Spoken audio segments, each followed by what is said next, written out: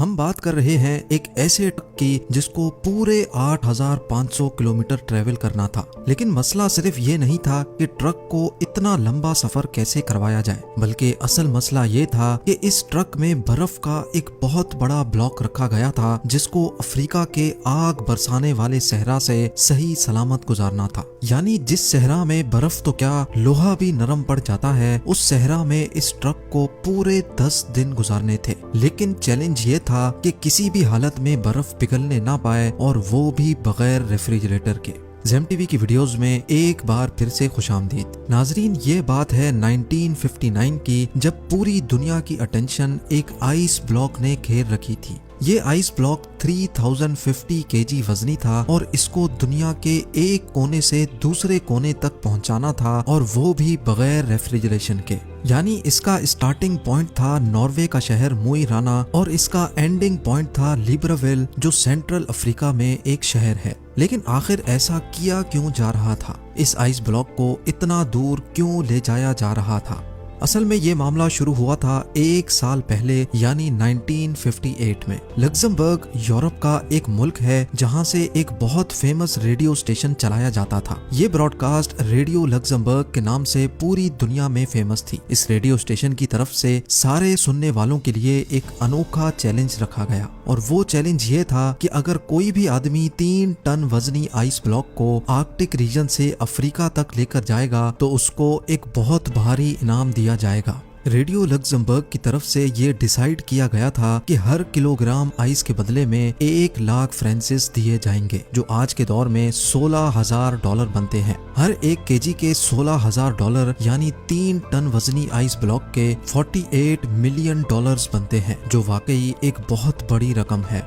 लेकिन इस चैलेंज के कुछ रूल्स भी थे। पहला रूल तो ये था कि ये आइस ब्लॉक 1 पीस में लेकर जाना है। दूसरा रूल था कि इसको सिर्फ बाय रोड ट्रांसपोर्ट किया जाएगा। तीसरा और सबसे मुश्किल रूल ये था कि चैलेंज को पूरा करने के लिए रेफ्रिजरेटर का इस्तेमाल नहीं किया जा सकता। रेडियो लग्जमबर्ग ने इतना भारी इनाम इसी वजह से रखा था क्योंकि उनको अच्छी तरह मालूम था कि इतना बड़ा आइस ब्लॉक आर्कटिक रीजन से अफ्रीका तक लाना किसी भी सूरत में मुमकिन नहीं है, क्योंकि ये कोई छोटा मोटा सफर नहीं, बल्कि ये सफर पूरे 8500 किलोमीटर लंबा है, जिसमें 2500 किलोमीटर अफ्रीका का वो सहरा है जहां टेम्परेचर 50 डिग्री सेंटीग्रेड होता है। यानी बर्फ जो फ्रीजर से निकलते ही मिनटों में पिघल जाती है, वो भला इस हफ्तों लंबे सफर में सही सलामत कैसे मंजिल तक पहुंच पाएगी? रेडियो लग्जमबर्ग ने ये चैलेंज तो दिया, लेकिन यही चैलेंज उनको किस मुश्किल में फंसा देगा इसका उनको अंदाजा भी नहीं था।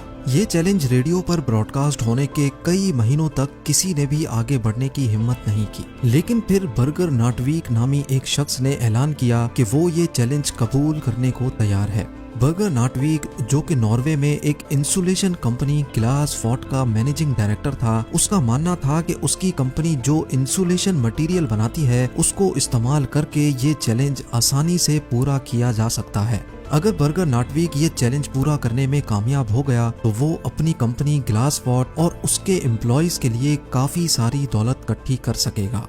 पूरी दुनिया में ये बात फैल चुकी थी कि एक शख्स ने रेडियो लग्जमबर्ग का आइस ब्लॉक चैलेंज कबूल कर लिया है। इस काम को अंजाम देने के लिए नाटवीक ने एक टीम बनाई और चैलेंज को पूरा करने के लिए काम शुरू कर दिया, जिसकी वजह से कई न्यूज़पेपर की हेडलाइंस में नाटवीक के चर्चे होने लगे।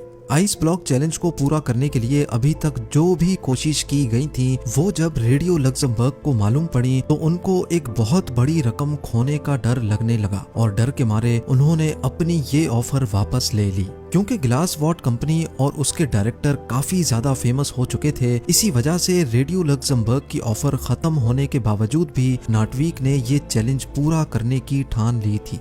उनका मानना था कि अगर उनको पैसे ना भी मिले तब भी वो ये चैलेंज पूरा करेंगे, क्योंकि इसकी वजह से इनकी कंपनी की पब्लिसिटी में इजाफा होगा। ये चैलेंज अब स्टार्ट करने का वक्त आ चुका था। ये फैसला हो चुका था कि आइस ब्लॉक को नॉर्वे के शहर मोई राना से ऑल द वे अफ्रीका में गैबोन के शहर लिब्राविल तक भेजा जाएगा। आइस ब्लॉक को Denmark, Netherlands, Belgium, France, Spain और मोरक्को के बाद अल्जीरिया के सहरा से गुजारकर गैबोन तक लाया जाएगा। नेटवीक की टीम में एक इंजीनियर, 4 ड्राइवर्स, एक ट्रक मैकेनिक और 2 कैमरामैन भी शामिल थे। उन्होंने 3 टन वजनी आइस ब्लॉक को ग्लेशियर से काटने का फैसला किया, लेकिन इतना बड़ा आइस ब्लॉक एक ही साथ उठाना काफी मुश्किल था। इसीलिए 200 केजी के ब्लॉक्स को काट काट कर हेलीकॉप्टर के जरिए नीचे भेजा गया।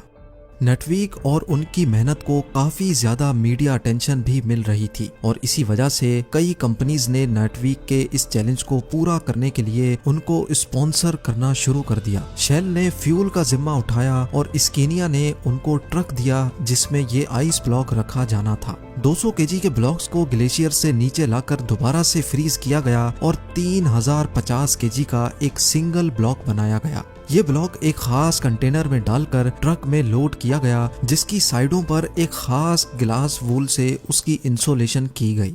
अच्छी तरह इंसुलेशन करने के बाद 22 फरवरी 1959 को आखिरकार ये अनोखा सफर शुरू हो गया। शुरुआत का सफर तो काफी ज्यादा आसान था क्योंकि इन इलाकों में मौसम भी काफी खुशगवार था और रोड्स भी ठीक ठाक थे। क्योंकि ये न्यूज पूरी दुनिया में फैल चुकी थी, इसी वजह से ये ट्रक और उसका क्रू जिस भी बड़े शहर से गुजरते थे, वहाँ के लोग उनका इस्तकबाल करते और नारे लगाकर उनका हौसला बढ़ाते थे। जैसे जैसे उनका सफर बढ़ता जा रहा था, उनकी पब्लिसिटी में मजीद इजाफा होता जा रहा था। जब ये ट्रक पेरिस से गुजर रहा था तो उनको वहाँ की पुलिस ने भीड़ वाले इलाकों से गुजारने के लिए खास प्रोटोकॉल भी दिया। यहाँ तक के पेरिस के मेयर ने क्रू की दावत भी की थी। इस सफर को एक हफ्ता गुजर चुका था। माँ से पहुँचने पर ट्रक को क्रेन की मदद से एक शिप पर रखा गया क्योंकि अब उनको समंदर का एक बहुत बड़ा हिस्सा पार करना था। समंदर के दूसरे हिस्से पहुँचने पर कंडीशंस बिल्कुल ही अलग हो चुकी थी। ट्रक अब अफ्रीका की जमीन पर आ चुका था जहां दिन के टाइम पर गर्मी इंतहाई शदीद थी। न सिर्फ आइस ब्लॉक के पिघलने का खतरा था, बल्कि गर्म रेत पर सफर करने से ट्रक के इंजन को भी खतरा था और उनके साथ मौजूद क्रू की तबीयत बिगड़ने का भी खौफ मंडला रहा था। इन सारे खतरों के अलावा ट्रक को सिक्योरिटी थ्रेट भी था क्योंकि जिस सहरा से वो लोग गुजर रहे थे उस इलाके में जंग चल रही थी और फ्रीडम फाइटर्स के लोग पहाड़ों में ही छुपे होते थे। वो लोग अपनी बातें मनवाने के लिए ट्रक और उसके क्रू को होस्टेज भी बना सकते थे। इस खतरे से निपटने के लिए फ्रेंच फॉरेन लीजन ने ट्रक और उनके क्रू को सहरा के कुछ एरियाज में सिक्योरिटी दी और उनको खास इंस्ट्रक्शंस दी कि कम से कम स्टॉप लेकर उनको इस सहरा से गुजरना है। लेकिन क्योंकि इस सहरा में प्रॉपर रोड नहीं थे, इसी वजह से ट्रक बार बार रेत में फंस जाता था। उनको मंजिल तक पहुंचने की जितनी ज्यादा जल्दी थी, उतना ही ज्यादा उनके रास्ते में मुश्किलात आ रही थी। हर मर्तबा जब ट्रक फंस जाता था तो उसको रेत से निकालने में क्रू को घंटों लग जाते थे। दुनिया के सबसे महंगे आइस ब्लॉक को ट्रांसपोर्ट करने का ये मिशन अब इनके गले में आ चुका था। एक तरफ फ्रीडम फाइटर्स का खौफ था तो दूसरी तरफ गर्मी ने क्रू की हालत बिगाड़ कर रखी थी और सोने पे सुहागा इस गर्मी ने ट्रक के अंदर मौजूद आइस ब्लॉक को मेल्ट करना शुरू कर दिया था। अगर क्रू यहाँ फंस गया तो ना ही उनका मिशन पूरा हो सकेगा और ना ही हजारों मील दूर से निकाली गई बर्फ बच सकेगी। सहरा से गुजरने वाले मुसाफिरों के जानवरों को उन्होंने पिघलने वाली बर्फ का पानी भी पिलाया, जो कि असल में दुनिया का सबसे महंगा तरीन पानी था। कई रातें उन्होंने रेत पर ही स्लीपिंग बैग बिछाकर गुजारी और आहिस्ता आहिस्ता मुश्किलात को फेस करते मंजिल की तरफ बढ़ते गए। आखिरकार वो इस सहरा को पीछे छोड़ने में कामयाब हो ही गए और अब उनकी मंजिल काफी ज्यादा करीब थी। पूरे 28 दिनों के सफर के बाद ट्रक, क्रू और बचा हुआ आइस ब्लॉक लिब्रेविल पहुंचने में कामयाब हो गया था। लिब्रेविल पहुंचने पर उनका भरपूर इस्तकबाल किया गया, लेकिन सबको सिर्फ एक बात जाननी थी कि 28 दिन के सफर और मुश्किल तरीन कंडीशन से गुजरने के बाद आखिर कंटेनर में कितनी बर्फ बची है। हैरत अंगेज तौर पे जब ट्रक का कंटेनर खोला गया तो उसके अंदर का मंजर देखकर यकीन करना मुश्किल था। जी हाँ, नॉर्वे से निकलते वक्त आइस ब्लॉक 3050 केजी का था, लेकिन पूरे 28 दिनों के मुश्किल तरीन सफर के बाद हैरत अंगेज तौर पे आइस ब्लॉक का वजन 2714 किलोग्राम था। सिर्फ 11% बर्फ यानी सिर्फ 336 किलोग्राम आइस रास्ते में पिघल चुकी थी और बाकी सारा आइस ब्लॉक वन पीस में मौजूद था। बेशक रेडियो लक्समबर्ग अपनी ऑफर से पीछे हट चुका था, लेकिन फिर भी ये चैलेंज पूरी तरह से कामयाब हुआ और ये बर्फ तोड़कर गैबोन के लोगों में डिस्ट्रीब्यूट की गई, जिन्होंने आज से पहले कभी भी बर्फ नहीं देखी थी। नाटवीक और उनकी कंपनी को कोई कैश रिवॉर्ड उस वक्त तो नहीं मिला, लेकिन इस पब्लिसिटी ने उनकी कंपनी की सेल्स पर 4 चांद लगा दिए थे। ग्लास वॉट आज भी ग्लावा के नाम से इंसुलेशन मटेरियल बनाती है और 1959 के बाद से इनकी पॉपुलैरिटी में मजीद इजाफा ही होता जा रहा है। उम्मीद है जेम टीवी की ये वीडियो भी आप लोग भरपूर लाइक और शेयर करेंगे। आप लोगों के प्यार भरे कमेंट्स का बेहद शुक्रिया। मिलते हैं अगली शानदार वीडियो में।